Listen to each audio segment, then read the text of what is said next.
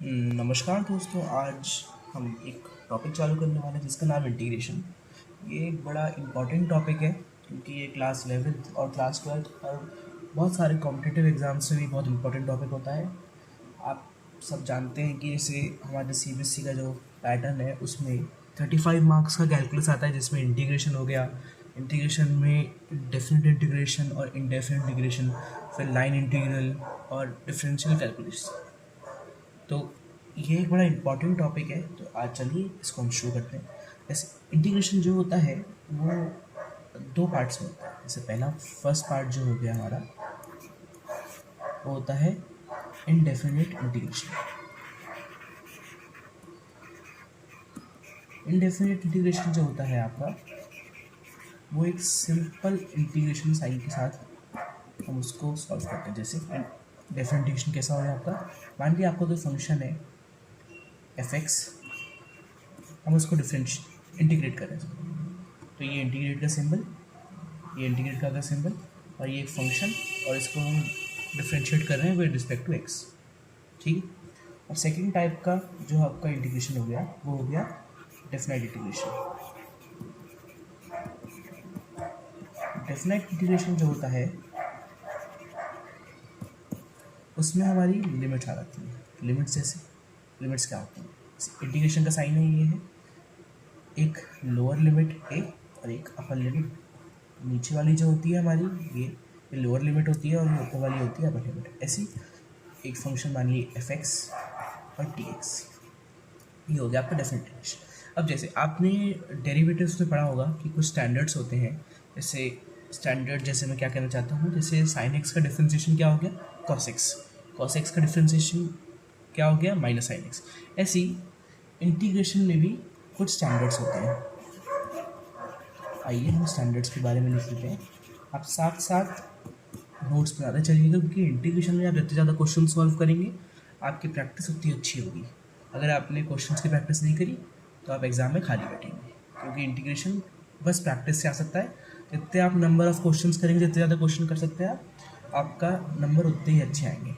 और ये आपके मैथ्स का आपका 80 नंबर का पेपर होता है, तो 35 नंबर की आपकी कैलकुलस आती है। सोचिए कितना इम्पोर्टेंट पार्ट है ये कैलकुलस का। तो इस टॉपिक को बहुत अच्छे से करिए। ठीक है। तो इंटीग्रेशन के जो स्टैंडर्ड जो होते हैं, फर्स्ट स्टैंडर्ड जो है हमारा, जैसे x to the power n का हमें इंटीग्रेशन करना है, इंटीग्रेशन का साइन और डी एक्स। इसका इंटीग्रेशन क्या हो गया X N plus one upon N plus one plus C. दोबारा बोलता हूँ, integration of X to the power N D X का इंटीग्रेशन होता है X to the power N plus one upon N plus one plus C. जैसे आपको integration करना है वन का with respect to D x, तो वन का इंटीग्रेशन क्या होता है एक्स प्लस सी। आप ऐसे भी देख सकते हैं कि डिफ्रेंसिएशन एक्स का क्या होता था, वो वन होता था, तो इसका उल्टा इंटीग्रेशन क्या होगा एक्स हो जाएगा। ठीक है। अब अगर आप हमारे साथ क्लास 11th और 12th की प्रिपरेशन करना चाहते हैं तो आप बहुत ही एक निःशुल्क प्राइस में हमारे साथ पढ़ सकते हैं, जो है 2100 रुपये पर मंथ। इसमें हम आपको मंथ का फ्री एक्सटेंशन भी मिलेगा। इसमें आपका कंप्लीट सिलेबस कवरेज करवाएंगे हम, वीकली टेस्ट भी हुआ करेगा आपका, और टेस्ट सीरीज़ भी मिला करेगी आपको। हम आपके सैम्पल पेपर भी सॉल्व करवाएंगे, जैसे जितने भी साल के सैम्पल पेपर्स होते हैं हम सॉल्व करवाएंगे, और जो भी रिसेंटली सैम्पल पेपर्स आए हैं उनको भी सॉल्व करवाएंगे। हम प्रीवियस ईयर पेपर सॉल्व नहीं करवाएंगे और टेस्ट सीरीज सब चलाएंगे। 1-to-1 मेंटरशिप भी होगी आपके साथ। तो आप हमारे साथ जरूर जुड़िए और डेडिकेटेड डाउट सॉल्विंग भी होगी तो सर। और आप हमारा चैनल सब्सक्राइब कर सकते हैं और लाइक सब्सक्राइब और शेयर करें। ठीक है। अब देखिए, अगर आपको हमसे जुड़ना है तो आप गूगल फॉर्म, इस QR कोड को स्कैन करिए, ये आपको गूगल फॉर्म पे ले जाएगा, आप उसको फिल कर कर हमारे साथ ज्वाइन हो सकते हैं। ठीक। तो अब आगे चलते हैं। अगर हमें इंटीग्रेशन करना है one upon x d X का, इसका इंटीग्रेशन क्या होगा, इसका हो जाएगा लॉग मॉड एक्स। लॉग के अंदर के साथ एक्स पे हमेशा मॉड लगाना याद रखिएगा।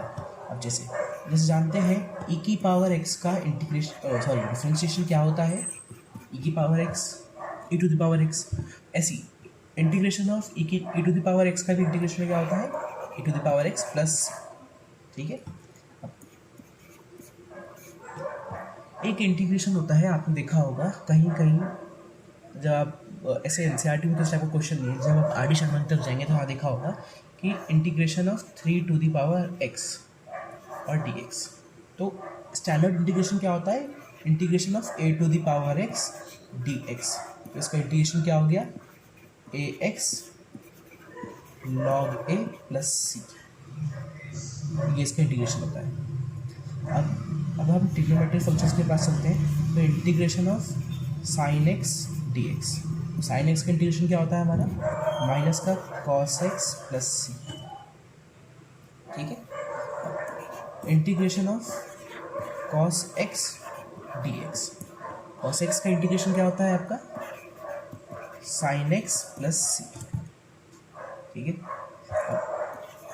जैसे आपने पढ़ा होगा डिफ्रेंशिएशन tan x का, वो होता है सेक स्क्वायर एक्स।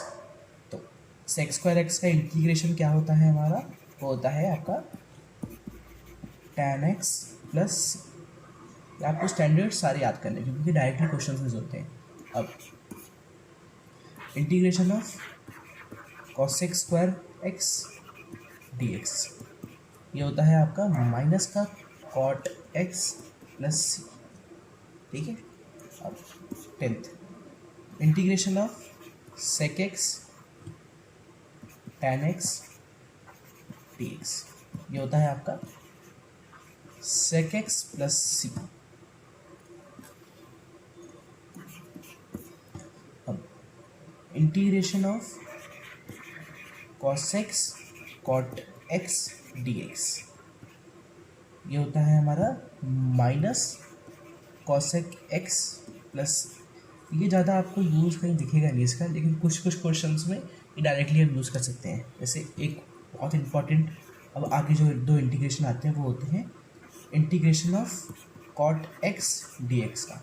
इसका इंटीग्रेशन क्या होता है, इसका होता है log mod sin x plus सी। ये आप याद रखिएगा, ये बड़ा एक इम्पॉर्टेंट इंटीग्रेशन, मैंने इसको डबल टिक कर दिया है। अब एक और इंटीग्रेशन भी बहुत इंपॉर्टेंट होता है, integration of tan x dx, ये होता है आपका minus log cos x plus सी। ये भी एक बड़ा इंपॉर्टेंट इंटीग्रेशन होता है, आपको ये सब लर्न करने हैं।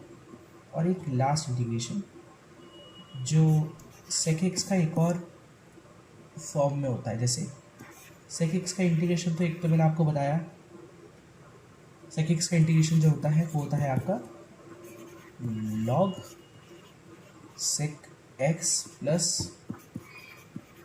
tan x प्लस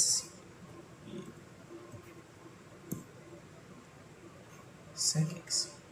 ठीक, अब एक लास्ट इंटीग्रेशन